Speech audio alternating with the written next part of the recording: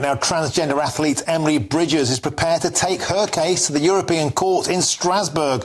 According to the British cycling's ban on transgender cyclists in female competition violates her human rights. Now, Bridges claims that she possesses relevant data to support her case as she gears up for the legal battle. Well, last year, cycling authorities, both nationally and internationally, ruled that transgender women assigned male at birth are ineligible to compete in women's events. And joining me now is Canadian powerlifter April Hutchinson, who faced a 2-year ban by the CPU for speaking publicly about a transgender athlete. Thank you so much for joining us, April. I remember your story at the time. You spoke out bravely. Tell me, how unjust is it that you believe biological men are allowed to compete against women?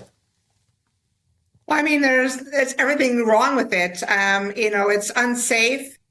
It's funny how you see the males suing the federations, but it should be the females suing for discrimination, because we're having our rights taken away, not just our spaces and our locker rooms, but we're having our own sport taken away for these male competitors. And how damaging was it to you personally and in terms of your career to have the bravery to speak out?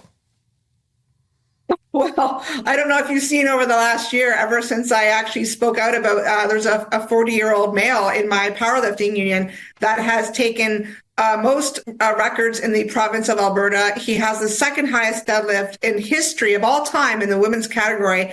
And because I spoke out and wanted fairness, I got a 2-year ban. I actually even got banned from a local art exhibit that featured my story of being on Team Canada. They got rid of my exhibit because I spoke out about it, because their views did not align with talking about fairness, I guess.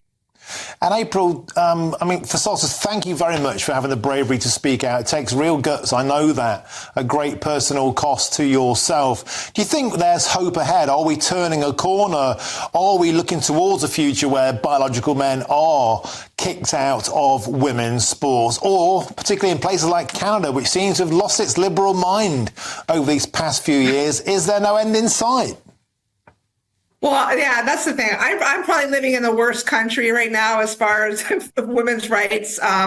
Unfortunately, to our leader, Justin Trudeau, he's done nothing to protect women. But, recently in the province of Alberta in Canada, they actually just passed legislation to protect women in sports, to make female-only spaces in sports.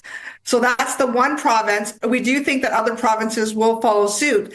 But keep in mind, this wasn't a topic 5 years ago, right? This is still very new.